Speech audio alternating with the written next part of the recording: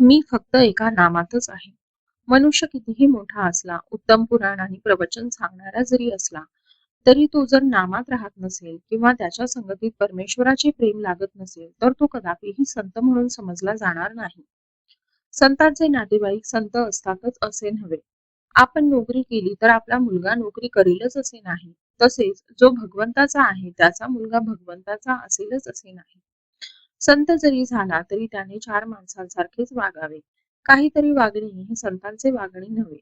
अत्यंत निर्भयता हा संतांचा पहिला गुण होय.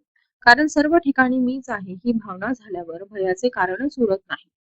साधूच्या अंतःकरणामध्ये भयाचा संकल्प नसल्यामुळे वाघ, सिंह, साप त्याला त्रास देत नाहीत. अगदी जंगली वाघाकडे देखील निर्भयतेने नजर केली तर तो अंगावर येत नाही. शिवाय साधूंच्या शुद्ध अंतःकरणाचाही त्याच्यावर परिणाम होतो.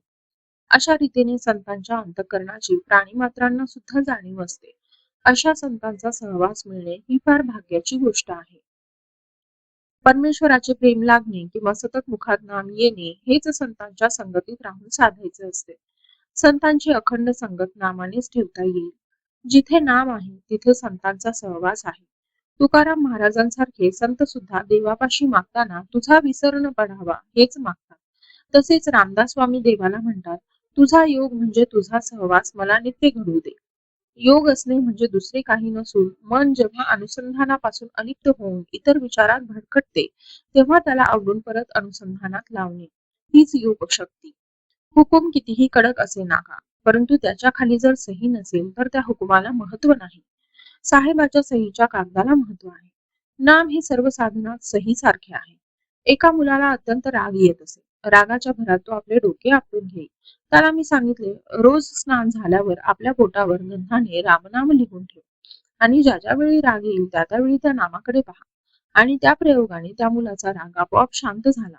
खरोखर नामात किती प्रचंड शक्ती आहे, अनुभव घेऊनच पहा. मी आजपर्यंत सर्वांना नामच सांगत आलो आहे.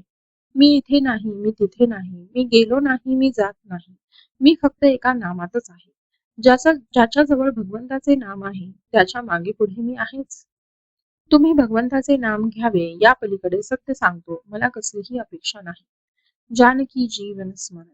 जय जय राम.